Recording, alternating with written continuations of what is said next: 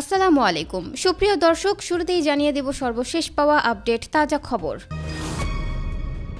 আওয়ামী লীগ নেতারা নিজেদের ভেতরকার অস্থিরতা আড়াল করতে চাচ্ছে, এবার যা বলল প্রিন্স। আর এরপরই থাকছে উপজেলা নির্বাচন থেকে ফেরানো যাচ্ছে না বিএনপি নেতাদের। সুপ্রিয় দর্শক, এতক্ষণ শুনছিলেন সংবাদ শিরোনাম, এখন শুনবেন বিস্তারিত। তার আগে কে কোথা থেকে এই ভিডিওটি দেখছেন সেটি নিচে কমেন্ট করে জানিয়ে দিন। আর এই ভিডিওটি আপনার বন্ধুদেরকে শেয়ার করে তাদেরকেও দেখার সুযোগ করে দিন। আর এই রকম নিত্য নতুন সকল ধরনের খবরাখবর সবার আগে পেতে চাইলে এক্ষুনি আমাদের চ্যানেলটি সাবস্ক্রাইব করুন। আওয়ামী লীগ নেতারা নিজেদের ভেতরকার অস্থিরতা আড়াল করতে চাচ্ছে, এবার যা বলল প্রিন্স।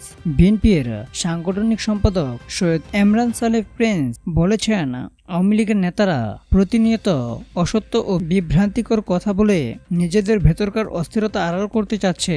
তিনি বলেন, আওয়ামী লীগ চাপে আছে বলেই তাদের কথাবার্তায় নার্ভাসনেস প্রকাশ পাচ্ছে।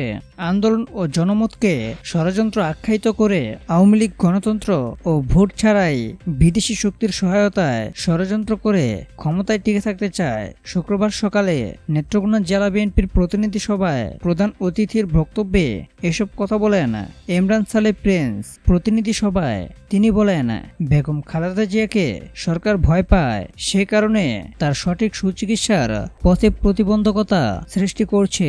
আইনের ফাঁদে নয়, সরকারের ষড়যন্ত্রের ফাঁদে বেগম খালেদা জিয়াকে রাজনীতি ও নির্বাচন থেকে দূরে রাখা হয়েছে।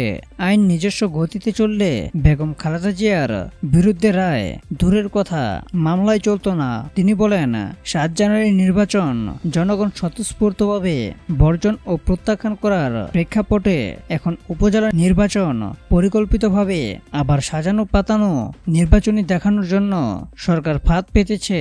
উপজেলা নির্বাচনের নামে গণতন্ত্র হত্যাকারী, নির্বাচনী ব্যবস্থা ধ্বংসকারী সরকার অসৎ উদ্দেশ্য বাস্তবায়নের চেষ্টা করছে। একদফা আন্দোলনরত নেতাকর্মীরা সরকারের এজেন্ডা বাস্তবায়নের সহযোগী হতে পারেন না। তারপরও যদি কেউ সরকারের এই ফাঁদে পা দেয়, তবে তাদের বিরুদ্ধে দল কঠিন ব্যবস্থা দ্বিধা করবে না। তিনি দলীয় নেতাকর্মীদের প্রতি উপজেলা নির্বাচন বর্জন ও প্রত্যাখ্যান করতে গণসংযোগ কর্মী সভা সহ প্রচার জোরদার করার আহ্বান জানান। আর এরপরই থাকছে উপজেলা নির্বাচন থেকে ফেরানো যাচ্ছে না বিএনপি নেতাদের। বহিষ্কারের মতো কঠোর সাংগঠনিক ব্যবস্থা নিয়েও বিএনপির নেতাদের উপজেলা নির্বাচন থেকে ফেরানো যাচ্ছে না। দলটির কেন্দ্রীয় দপ্তরের তথ্য অনুযায়ী উপজেলা পরিষদের দ্বিতীয় ধাপের নির্বাচনে বিএনপির ৭৩ জন নেতা মনোনয়ন ফর্ম নিয়েছিলেন। এর মধ্যে মাত্র ১২ জনকে বুঝিয়ে প্রার্থীর প্রত্যাহার করানো সম্ভব হয়েছে। এখন ৬১ জন নেতা নির্বাচনে রয়ে গেছেন।